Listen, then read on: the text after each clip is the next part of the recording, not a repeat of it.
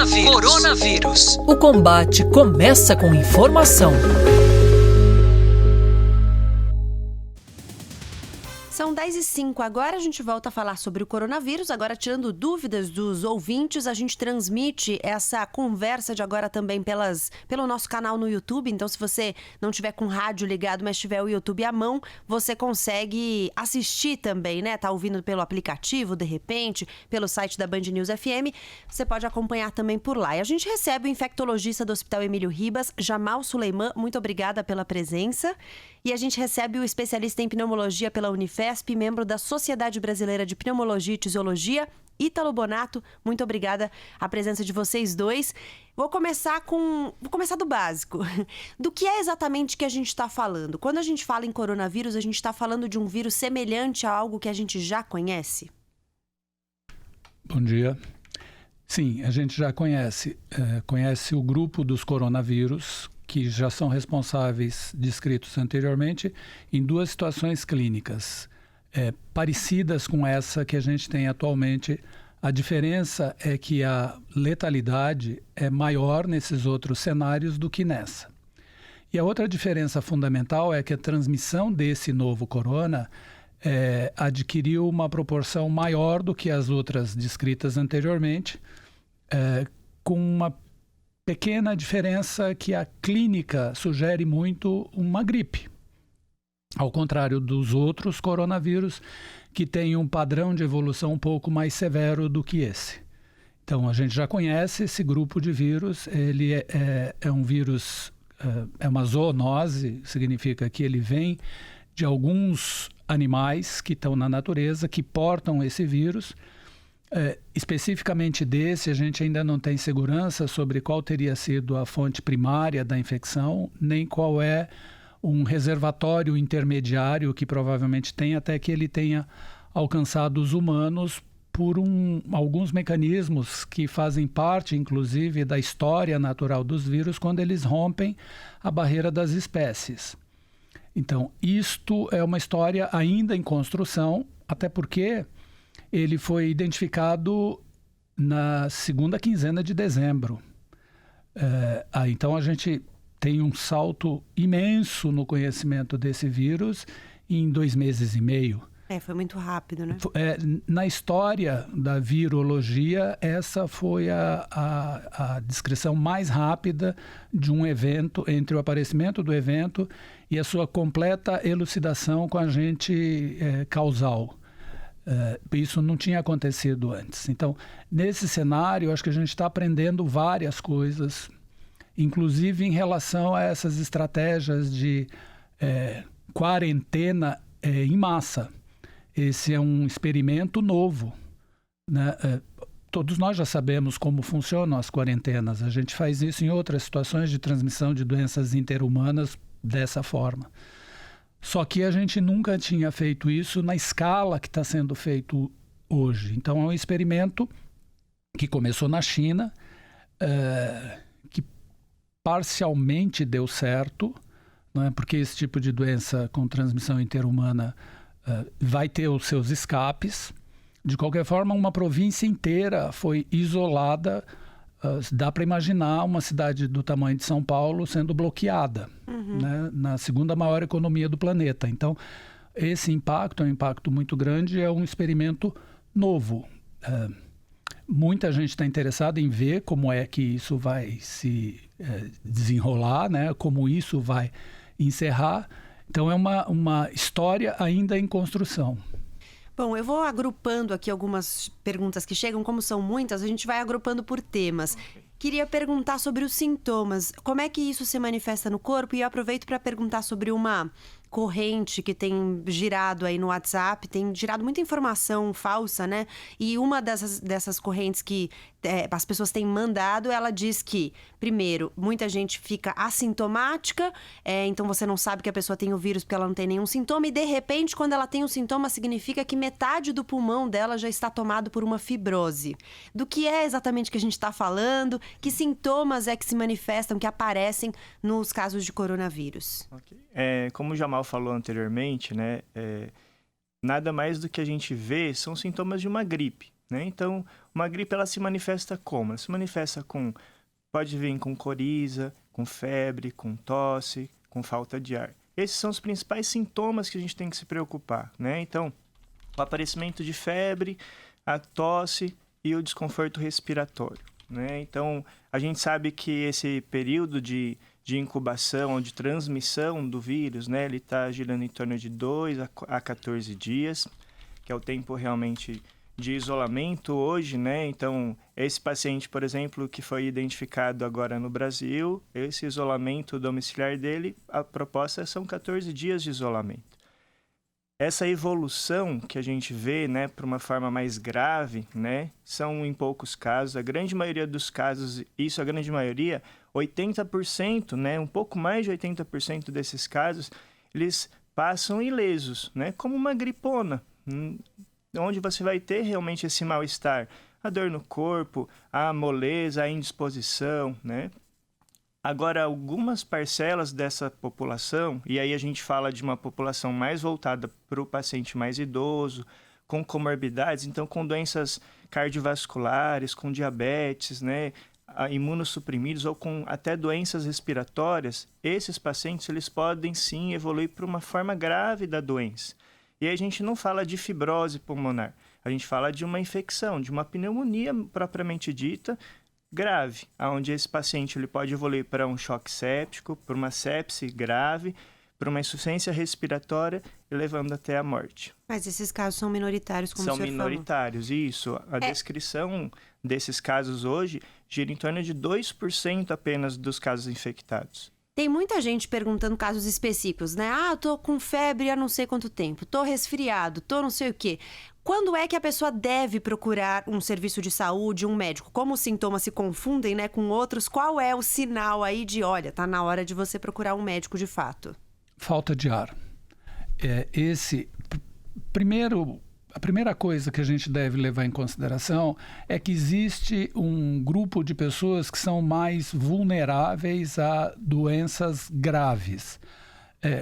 Não é diferente, por exemplo, para a influenza, que mata muito mais do que corona. Então, o grupo mais vulnerável à influenza é o grupo mais vulnerável à corona, de má evolução. Aliás, influenza tem 2 outros grupos que o corona parece poupar, que são um extremo de idade mais jovem. As crianças. As crianças, né? E as mulheres grávidas, que a influenza não poupa, né? Corona, até esse momento, e pela evolução, esse modelo de Wuhan, por exemplo, mostrou várias coisas interessantes. As pessoas de muito mais idade são as que têm uma evolução mais grave. Quem são? Mais idade é quanto? Acima de 80 anos. Acima de 60, se começa a ter um quadro respiratório severo, quadro respiratório severo é falta de ar, é tosse produtiva, tosse com catarro amarelo. Então, são situações já de gravidade para qualquer outra doença respiratória. Uhum. Quem tem febre, quem tem um mal-estar, imagina que aquilo seja uma gripe, a primeira conduta é, nos esquemas de vacinação para influenza, não deixar de receber. Essa é a primeira atitude que as pessoas devem ter. Inclusive, a campanha de vacinação contra a gripe foi adiantada esse ano, antecipada, né? Então, Exatamente. dia 23 de março já começa, justamente para não que a vacina, isso é importante deixar claro, né? Não que a vacina da gripe previna contra o coronavírus. Hoje a gente não tem uma vacina para o coronavírus, mas é justamente para tentar melhorar a imunidade das pessoas que estão sujeitas a outros vírus, né? Para proteger essas pessoas de um vírus que tem uma morbidade, que significa uma situação de piora clínica maior do que o corona. Então, a gente dispõe de uma vacina eficaz para estas populações, por exemplo, que eu acabei de citar, para influenza. Então, não deixar de receber essa primeira providência que essas pessoas devem ter. Em relação à sintomatologia, se ela tiver falta de ar, tosse produtiva, febre, que ela imagina que está demorando mais do que demorava a gripe anterior, ela deve procurar assistência médica. Eu só queria fazer uma ressalva aqui, que gripe também é uma doença grave que tem tratamento antiviral, né? Então, influenza tem remédio para, corona não tem remédio para. Então, as pessoas têm que ter esta clareza para que elas possam, dominando a informação, tomar a providência. Então eu vou aproveitar e fazer a pergunta do Thomas. Ele escreve para perguntar qual é o tratamento para uma pessoa que tem coronavírus. O que se faz hoje? Hoje, a primeira opção, antes, né, da gente identificar aí o vírus, o Covid-19, né, você chega num pronto-socorro ou numa unidade de atendimento com sintomas, né, com contato, então você é um caso suspeito de coronavírus.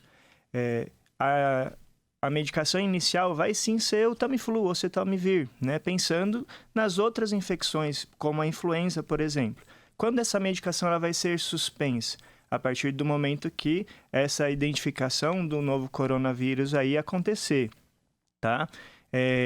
Para o coronavírus, como o Jamal mesmo disse, não existe uma medicação específica para isso.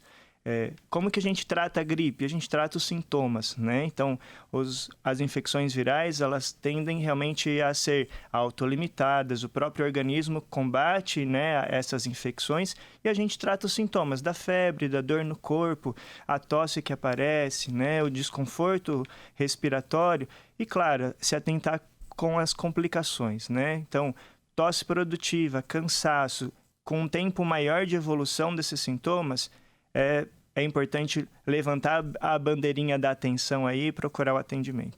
Antes de a gente fazer uma pausa aqui do nosso primeiro bloco, eu queria fazer uma última pergunta ainda sobre grupos vulneráveis. O senhor falava agora sobre as idades e tudo mais, e sobre as comorbidades. Porque tem um monte de gente perguntando, eu tenho isso, eu tenho aquilo.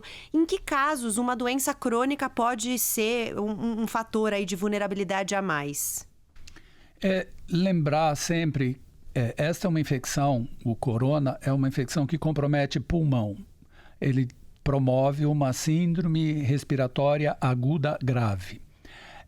Então, quem é um sujeito mais vulnerável? Se a gente parar para pensar, todo mundo envelhece. O envelhecimento acontece no organismo inteiro, incluindo o pulmão, que faz parte desse organismo. Então, uma pessoa de 80 anos não tem o pulmão de uma criança de 10 ou de um jovem de 20. Então, essa mudança vou chamar isso de arquitetura pulmonar, por vários mecanismos, diminui a capacidade de resposta desse indivíduo. Então, em relação à idade, eu acho que isso exemplifica. Em relação à doença, quem são as pessoas? Jovens asmáticos, na China isso não se mostrou como um fator de risco. Uhum. Então, a asma por si só não é um risco, apesar de ser uma doença que compromete pulmão, não se mostrou como um fator de risco para a má evolução. No entanto, a idade num sujeito com doença pulmonar, isso sim é risco. Então, não basta ter asma, não basta ter bronquite, não basta ter um peito com deformidade para você colocar esse sujeito numa categoria de risco. É claro que este indivíduo ele vai ser considerado alguém para a gente observar melhor em qualquer evento que comprometa pulmão. Independente se é corona, se é um vírus sincicial respiratório, se é um influenza, isso independe. Tá? Então, o que eu acho que é importante aqui, para resumir isso, corona é mais um vírus que compromete o humano. Uhum. Ele é importante, a minha impressão, e nesse momento o que tem mais claro é que o impacto é muito mais na saúde pública, porque você tem, num único momento, um contingente imenso de pessoas demandando sistemas de saúde. E essa demanda a sistemas de saúde pode criar um colapso. Além disso, tem a questão econômica propriamente dita, porque você tem um contingente grande de pessoas tendo manifestações febris e deixando de produzir. Esse é o impacto econômico, mas não do ponto de vista pessoal, individual. Então, este sujeito ele não está mais em risco de morte do que um outro. Por exemplo, dengue. Por exemplo, tuberculose. né? Então, o nosso problema aqui é porque, por essas outras doenças que eu citei, você tem isto dividido em 12 meses. Corona, você tem isto em uma semana. Então, essa demanda por estruturas de atendimento é muito alta e cria um colapso. A gente continua conversando aqui na Band News FM com o infectologista do Hospital Emílio Ribas, Jamal Suleiman, e com o especialista em pneumologia pela Unifesp, Ítalo Bonato, membro da Sociedade Brasileira de Pneumologia e Tisiologia. Antes de a gente entrar nas perguntas, alguns ouvintes pegaram o nosso primeiro bloco no meio e perderam quando o senhor explicou pela primeira vez o que é tosse produtiva. É tosse com catarro? Tosse com catarro. Então tá explicado aí para os ouvintes que pegaram a explicação no meio. Queria falar agora de cuidados. Tem gente perguntando: o que eu uso? Álcool 70 líquido, álcool 70 em gel, vinagre, máscara. Quais são os cuidados aí? O que a gente deve ter? O que é eficiente e o que não é eficiente? A gente sabe que a eficiência do álcool em gel, ela é eficaz, né? Até ontem eu recebi aí pela minha rede social um vídeo dizendo, né, de uma pessoa que se diria um químico, abominando, dizendo que é mentira, que o álcool em gel não protege, que não higieniza, né? Então, mais uma fake news aí para a coleção. Álcool em gel é eficaz, álcool em gel realmente elimina aí o contágio do vírus, né? Lembrando que essa limpeza ou essa higiene da mão com álcool em gel, que é tão eficaz quanto água e sabão, ela deve ter um tempo, né? Não é só a gente aplicar... Passou de manhã e pronto. Né? Então, você deve aplicar ele por mais de 20 segundos e sempre que você levar a mão ao nariz, aos olhos, à boca, tocar em alguma superfície, logo após isso você faça a sua higiene das mãos. Fui na farmácia, não tem mais álcool em gel. E agora? Água e sabão, gente, né? Algo que a gente tem em casa e um acesso em qualquer lugar. Você pode substituir, lembrando que aí o tempo de higienização é um pouquinho maior, em torno de 60 segundos para você ter uma limpeza eficaz aí. Máscara, é o caso?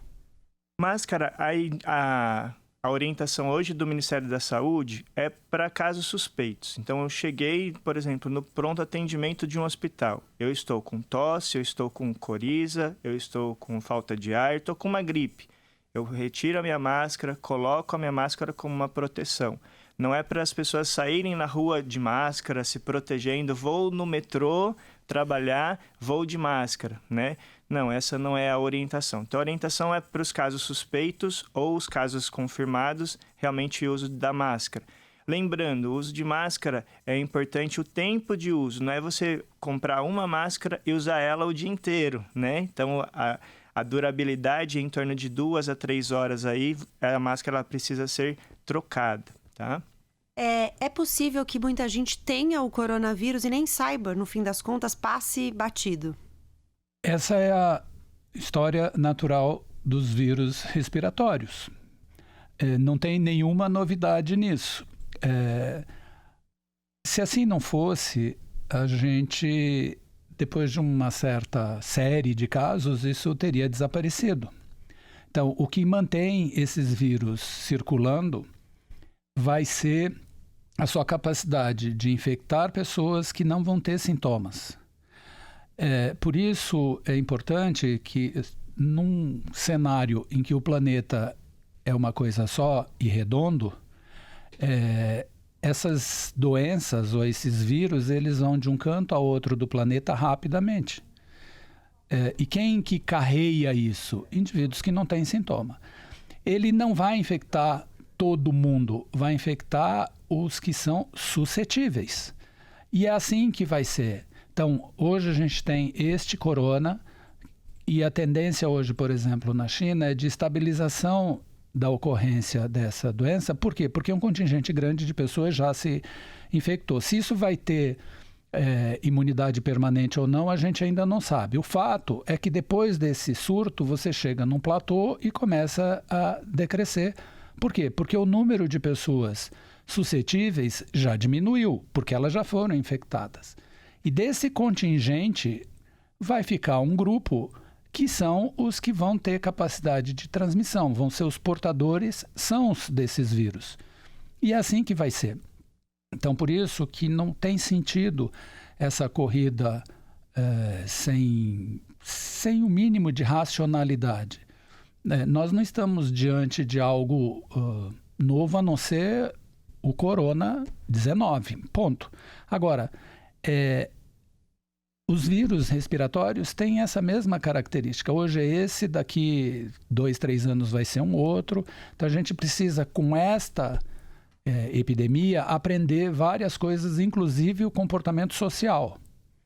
Isso que o Ítalo falou das fake news, é fundamental que as pessoas não andem atrás desse tipo de informação, que busquem fontes confiáveis. E fonte confiável hoje são as agências governamentais e a imprensa séria. Fora disso, qualquer coisa é falso. Ontem a OMS, a Organização Mundial da Saúde, divulgou uma lista de 10 recomendações e uma delas era essa: informe-se e tenha certeza de que você está se informando por uma fonte confiável, né? Que você está tendo informação segura e de qualidade. Sobre a questão da transmissão, a gente já respondeu então algumas perguntas, inclusive da Tatiane. Ela perguntava se uma pessoa que não tem o sintoma pode transmitir. Então o senhor respondeu sim, pode transmitir. Por isso que o vírus continua circulando.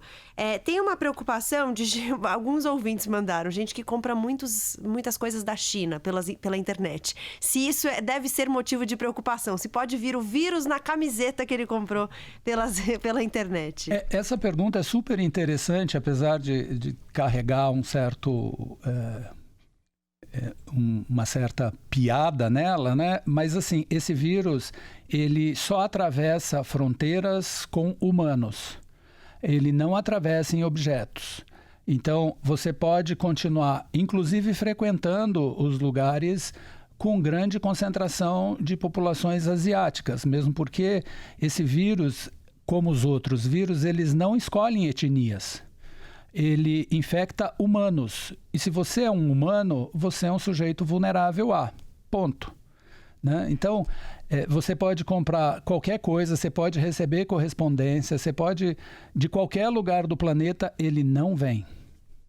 Ainda nessa lista de cuidados, tem muitas perguntas chegando sobre os ambientes. Que cuidados a gente deve ter com os ambientes? Tem gente perguntando de academia, tem motoristas de aplicativos e de táxis perguntando, porque eles carregam muita gente, né? Se tem como higienizar o local, né? Não só a pessoa, mas os lugares por onde elas passam.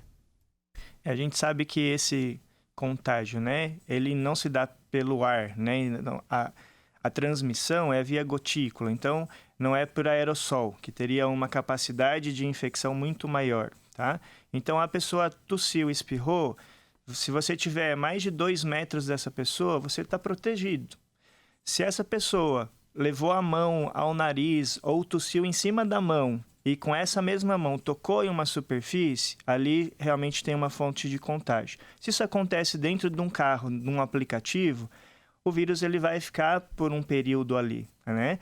Então, outra pessoa que entre dentro desse carro realmente pode ser contaminada? Pode. Então, a recomendação da higienização é importante, mas não para a gente sair aí pegando todos os táxis, todos os Ubers da vida, né? E vamos passar aqui numa sessão de higiene, né? Não, essa preocupação, ela tem que partir de cada um de nós, né? É aquela educação de casa, de você sempre higienizar a mão, de você sempre estar com essa preocupação de você se manter seguro. Tocou em uma superfície? Opa, preciso realmente limpar a minha mão, né? Antes de... Vou tossir, vou espirrar, use aí um lenço, né? Um papel, a dobra da camisa, né? Para proteger o nariz e a boca quanto a isso, tá? Senão, daqui a pouco a gente realmente está numa situação de pânico, onde ninguém vai querer usar nenhum tipo de transporte público por conta disso. Bom, pra gente, antes da nossa próxima pausa aqui, uma pergunta sobre o clima. Tem vários ouvintes perguntando se o clima do Brasil favorece a não transmissão, né? Ou que o vírus não se espalhe, porque as temperaturas são mais altas. E um ouvinte pergunta assim: faz sentido a informação de que o vírus não resiste a altas temperaturas? É o caso de todo mundo correr para Recife? O que a gente vê é que, assim, né, em algumas discussões ou em algumas informações, a gente tem visto que, assim, o vírus, em temperaturas acima de 30 graus, 30 a 40 graus, o tempo de vida dele acaba sendo encurtado, tá? Então, talvez sim, talvez a alta temperatura possa diminuir essa transmissão. Talvez a gente não tenha um número grande de casos por a gente estar no verão ainda, né? E não chegar ao inverno. Talvez isso levou realmente o Ministério da Saúde a antecipar realmente a vacina, né? Em questão de saúde pública. Então, são coisas que, como o Jamal falou no bloco anterior, a gente tem aprendido muitas coisas com esse vírus, né? São 2 meses e meio aproximadamente, onde a gente já tem o sequenciamento genético do vírus, feito inclusive aqui no Brasil, né? O mesmo vírus daqui é identificado na Itália, tá? Então, que mostra realmente essa disposição e realmente acho que isso traz um certo conforto, né? De saber que a gente realmente está atrás de tudo isso. Queria retomar o que a gente falava no bloco anterior dessa conversa sobre os cuidados com os ambientes, né? Transporte público, academia, lugares que muitas pessoas convivem. Porque tem gente perguntando se é o caso de colocar luva de borracha para usar transporte público. Tem gente perguntando se é o caso de andar com água, spray, né? Borrifador de água e sabão e de gel. O que as pessoas devem saber para evitar também, como o senhor falava anteriormente, o pânico em locais públicos, né? Bom, eu acho que essa epidemia de corona deve deixar lições que a gente deve aprender de uma vez por todas, né? O cuidado básico de higiene, ele deve ser respeitado independente de corona, independente de qualquer outro vírus que eventualmente possa ter transmissão entre pessoas. O que é interessante é que especificamente do corona, na China, a transmissão não se deu nesses ambientes. Os trabalhos mostraram que a transmissão é predominantemente no domicílio, porque é aí que você está num contato íntimo e prolongado. Então, um caso dentro do domicílio passa para as outras pessoas dessa mesma família.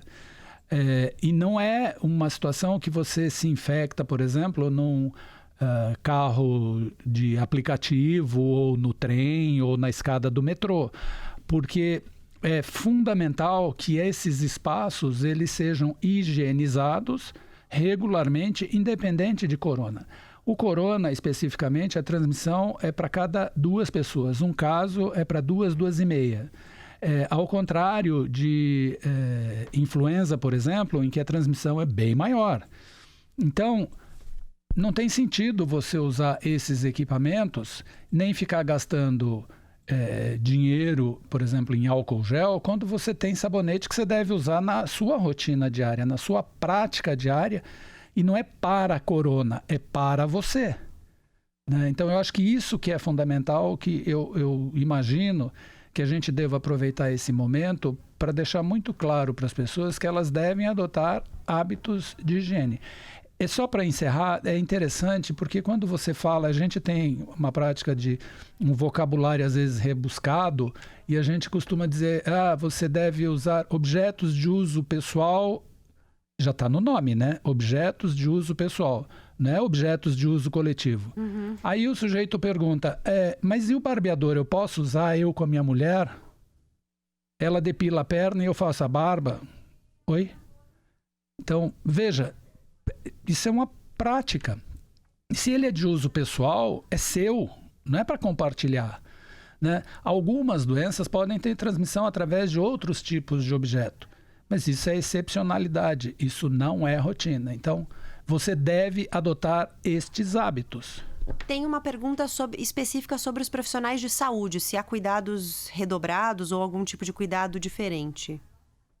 O que a gente vê, né, para quem está ali na linha de frente, vamos dizer assim, né, na porta, que a gente chama no pronto-socorro, lidando direto com um paciente que chega com sintomas respiratórios, né? Em uma vigência de uma epidemia, se a gente pode chamar isso já de uma epidemia, né? A OMS diz que é um grande alerta. Elevou o nível, mas não chamou isso de epidemia ainda, né? Ou de pandemia. Realmente a recomendação do Ministério é que esses profissionais que estão na frente, sim, eles estejam protegidos. Então, esses profissionais vão sim usar máscaras, né? Em um caso suspeito, eles indicam e na coleta principalmente desse material para ser encaminhado aí para análise, alguns cuidados eles são feitos destinados aos profissionais de saúde, tá? Então, isso tem que ficar muito claro. Não precisa, né? Como a gente falou no bloco anterior, não precisa você andar na rua de máscara, de capote, né? Dentro de uma bolha, tá? Tem muitos fumantes mandando mensagens para cá preocupados se eles estão mais suscetíveis ao vírus. A gente sabe que os fumantes, eles, né? Alguns deles, e a gente fala aí de uma taxa maior de exposição ao cigarro, de 15 a 20 anos fumando 20 cigarros por dia, eles podem ter uma doença chamada DPOC, né? Então, a doença pulmonar obstrutiva crônica. Vulgarmente aí a gente, né, ou o enfisema pulmonar, que as pessoas costumam realmente conhecer ou se identificar com essa expressão. Esses pacientes, diferente dos asmáticos, né, a gente tem visto que sim, eles podem realmente ter uma vulnerabilidade um pouco maior por conta de alterações do próprio epitélio aí respiratório, né? Então ficam mais suscetíveis realmente às infecções respiratórias, não só pelo corona, né? Como o Jamal falou, suscetíveis a outros, ao próprio influenza, né?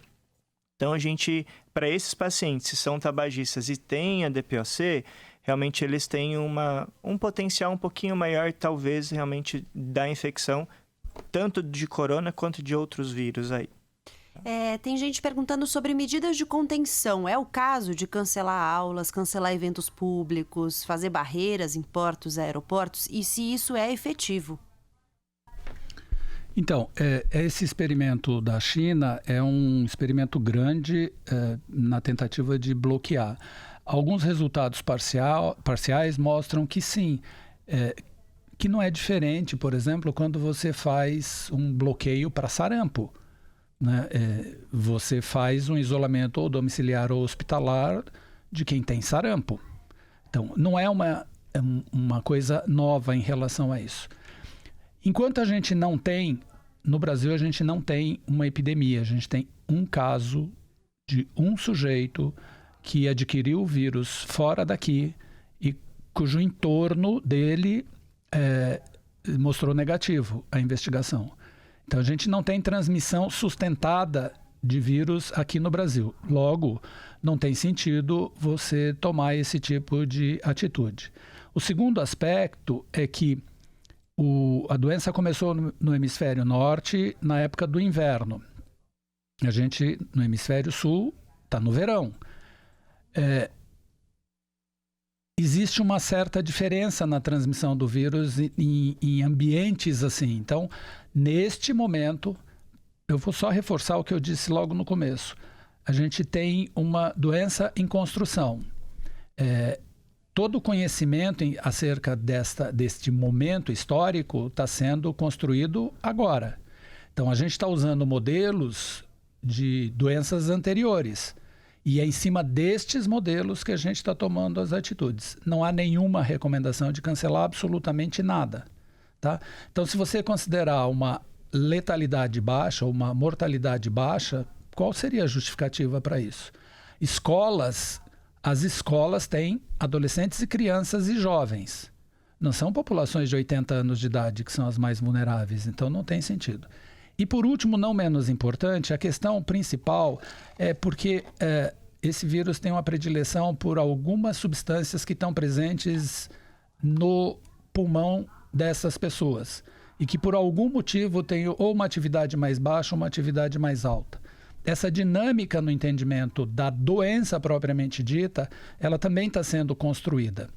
Então, isso talvez justificaria por que essas pessoas têm essa vulnerabilidade ou não. Então, num primeiro momento, a gente fala e reforça, porque todas essas pessoas que morreram mais, elas tinham uma alteração estrutural do seu pulmão. Ou por conta da idade, ou por conta do próprio envelhecimento ou das alterações secundárias dessas enzimas que estão presentes lá. Então, isto a gente ainda não tem. Num certo sentido, isto também pode proteger esses jovens. E esses jovens são os que frequentam a escola. Então, eu faço interrupção por conta do quê? De nada. O nosso tempo já está acabando, mas queria fazer 2 perguntas. Uma emendando no que o senhor fala agora, se existe uma hipótese, por que as crianças estão menos vulneráveis? E aí tem uma pergunta de se é possível que elas estejam mais protegidas de alguma forma, porque elas já estão expostas a outros vírus e, enfim, se tem já uma circulação maior. Não é esse a justificativa para esta proteção. A provável justificativa para isso é realmente alguns receptores que essas pessoas não têm, que são específicos para esse corona. Então, porque esse é o mecanismo da doença, né? E é por isso que a doença se manifesta numa gravidade ou sem gravidade. Então, provavelmente essas pessoas, elas não tenham esses receptores, ou elas tenham em número menor, que faz com que elas estejam parcialmente protegidas. Não é que elas não se infectam, elas não evoluem de maneira grave. Tá? Então, isso num desenho de dezembro até fevereiro, que é o que a gente conhece. Para trás desse corona, a gente não tem muita informação. Então, não se espera que esse modelo mude em função das etnias. Mesmo na Europa, onde o corona entrou, não tem uma mudança em relação ao perfil do que aconteceu na China. E a última pergunta para a gente terminar. Várias pessoas perguntando se a gente já sabe qual é o prazo médio para uma pessoa se curar da infecção. A doença, a maior parte dos indivíduos que se infectam, eles têm uma evolução autolimitada. O Ítalo chamou a atenção, é uma gripe, né? A maior parte das pessoas, quando tem gripe, se elas não tomam um remédio, isso é uma doença autolimitada. Então pode levar 7, 14 dias. Se não ocorrer uma infecção bacteriana secundária, que é uma possibilidade, que é o que acontece, por exemplo, em gripe, esse indivíduo vai ter uma remissão completa em 14 dias. Então, não se espera que ela provoque complicações adicionais. Então, não compromete sistema nervoso central nem periférico, não compromete trato gastrointestinal. É uma doença de trato respiratório, que na maior parte das vezes é autolimitada. E uma resposta super rápida, só porque apareceu muitas vezes aqui. Vinagre substitui álcool gel? Não, tá ótimo. Vinagre é bom. Vinagre é ácido acético, tá? O pH do vinagre gira ao redor de 4. Ele não serve para nada a não ser para conservar alimentos. Perfeito. Queria agradecer muitíssimo a presença do infectologista do Hospital Emílio Ribas, Jamal Suleiman, muito obrigada pela presença, e do especialista em pneumologia pela Unifesp, Ítalo Bonato, membro da Sociedade Brasileira de Pneumologia e Tisiologia. Foi um prazer tê-los aqui. Os ouvintes adoraram, estão mandando mensagens aqui, que foi muito esclarecedor, então agradeço. A gente vai deixar disponível também no nosso site, reprisar em outros horários para quem não conseguiu ouvir agora. Muito obrigada e até uma próxima. Obrigado.